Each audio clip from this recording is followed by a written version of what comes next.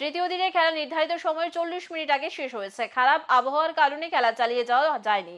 দিন শেষে বাংলাদেশের স্কোর 4 উইকেটে 158। এখনো জয়ের জন্য টাইগার্সদের চাই 357 রান। হাতে সময় 2 দিন, আর উইকেট 6টা।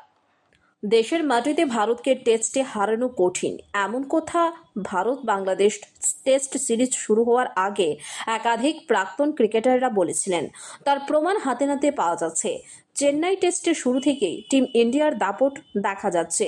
দুই পড়শি দেশের প্রথম টেস্টের তৃতীয় দিন টিম ইন্ডিয়ার দুই তরুণ তুর্কি ব্যাটিং মেগা শো দেখালেন। দুরন্ত 17 রান ঋষভ পন্থ ও শুভমন গিলের।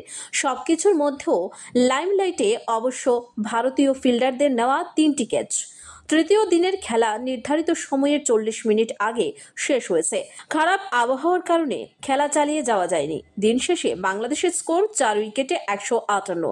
এখনো জয়ের জন্য টাইগার্সদের চাই 357 রান। হাতে সময় 2 দিন, আর উইকেট 6টা।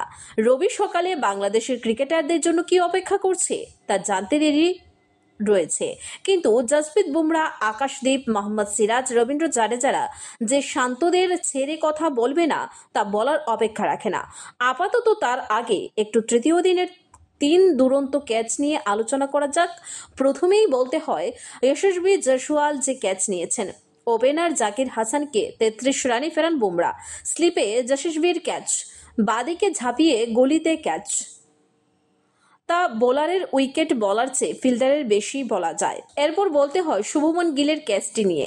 বাংলাদেশের আর এক ওপেনার সাদমান ইসলামের উইকেট নেন অশ্বিন, আর শুভমন গিল ফরওয়ার্ড ড্রাইভ দিয়ে শর্ট মিড উইকেট ক্যাচ তালুবন্দী করেন। সাদমান ফেরেন 35 রান করে। আর তৃতীয় ক্যাচটি নিয়ে বলতেই হয়, তা হলো লোকেশ রাহুলের। তিনি শর্ট মিড অফে মুশফিকুর রহিমের ক্যাচ নেন।